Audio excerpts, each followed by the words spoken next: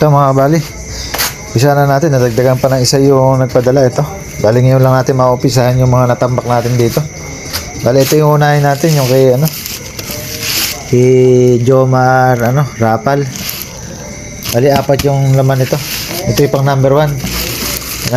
Unahin natin sa kanya. Una naman dumating yan. Bali tatabi muna natin yung iba na to. Bali balik na tayo dito. Bali apat yung inverter na to.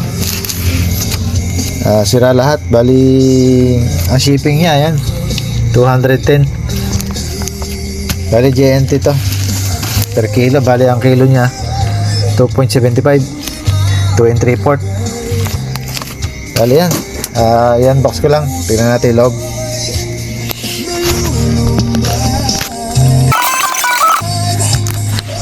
Bali ito, the best yung ginawa ni Jomar Rapal.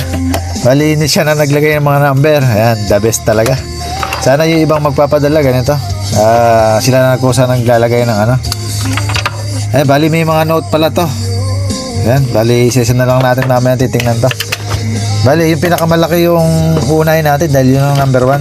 Ito, alay ko 99 na item to. Bali ito, yun ang kakalasin natin. Bali ko lang iba. Bali ito may love note din.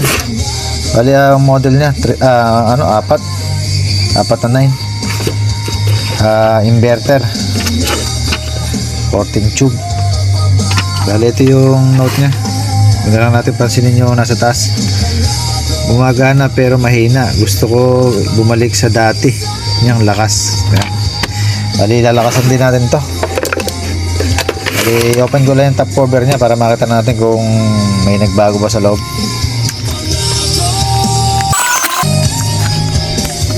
Bali ito, wala naman tayo nakitang naging problema dito sa physical check-up. Bali try na lang muna natin testingin. Dito lang tayo sa test valve. Tingnan natin kung may tunog. Sabi naman okay naman daw to, maandar. Testing natin. On ko na. May tunog, mahina. May ilaw naman tayo. Hindi nakukuberan lang. Meron. Try natin i-direct. Nakaload sa atin 1K. Ito. Bali, on ko na. Maandar. Try natin isagad. Ay, sagad na pala yan. Sagad na. Bali, pakita ko lang yung kinakain niya sa battery. Gano'n lang kalakas. Bali, ayan, yun ko na. 40 ampere. 500 watts. Bali, medyo mababa pa siya. Tapos mahina yung tunog. Palalakasin din natin ang tunog para masiya naman siya. Bali, doon lang tayo nagsukat sa 1,000. Mamaya doon din tayo magsusukat. Tingnan natin kung kung malaki pa yung pagbabago. Bali, pwede rin naman tayo sa 200 sa 2,000. Bali, mas okay na tayo doon sa sa 1,000 na lang. Bali yan. Kalasin ko lang siya sa housing niya.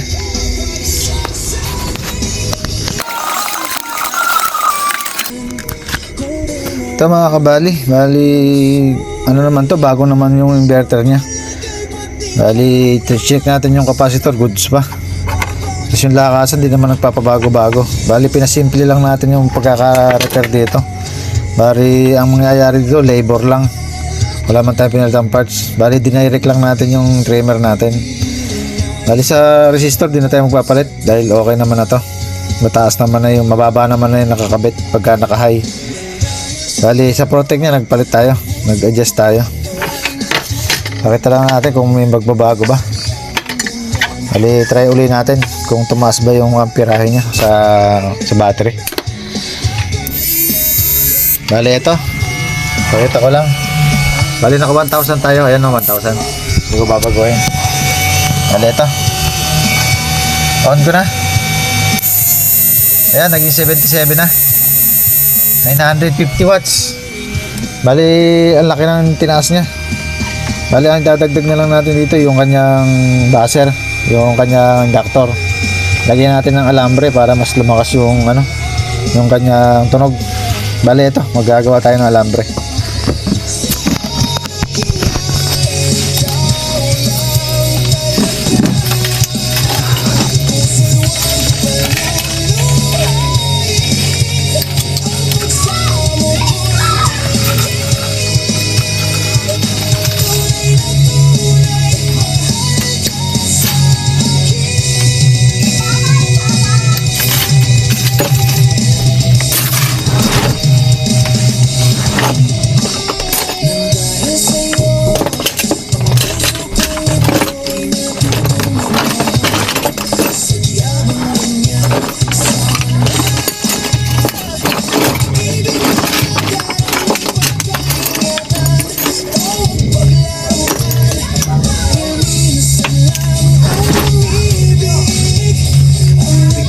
Lamig.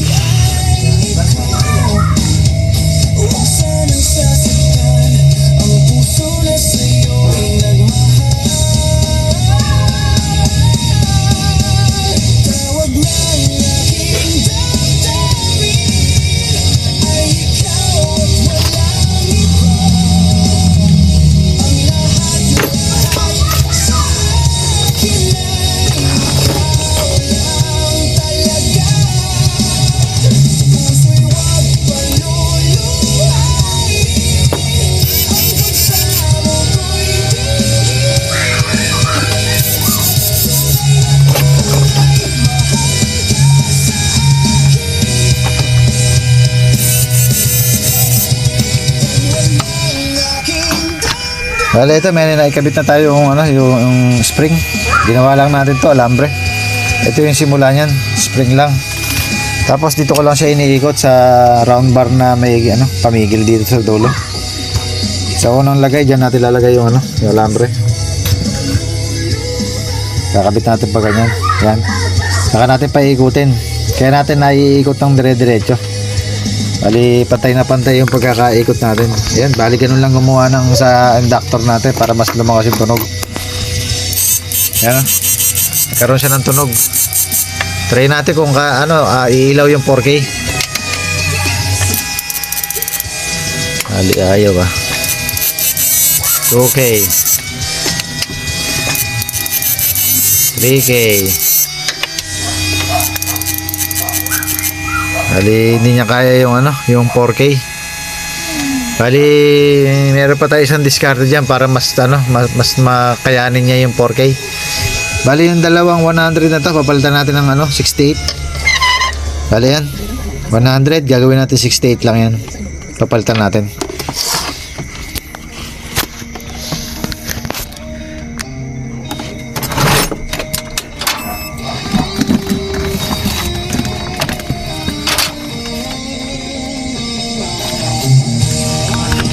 Bale, ito yung pamalit natin. Marami tayong pamalit na 68 bago. Puro bago yung kinakabit natin. Ayan. Rubicon. Ayan, 68 UF. Bago to. Ayan. Hindi naman natin pagbabayarin na si sir dito. Bali, swapping na lang kami. Swap na lang kami. Bali, palalakasin ko lang yung unit niya. Bali, hirap siya sa 100 dahil nga sa mga nakakabit sa kanya sa rewind saka sa inverter side ng MOSFET. Hindi niya kaya. Bali, ito papakita ko lang, palitan ko lang to. Ito, bali, napalitan na natin. Ayan, yung 100 ginawa natin 68. Ito na under niya ngayon. Oh, ma-under siya. Yan lang, diskarte natin para mas hindi siya pigil. Ayan under siya. Yan ang low. To high. Bali, tingnan rin natin kung may pagbabago sa lakas niya. Naka 1K lang. Yan. Tingnan natin kung nabago yung kanina. Yung 950 watts. Saka 70 ampere mahigit. Ayan, ganun pa rin. Mas tumaas pa.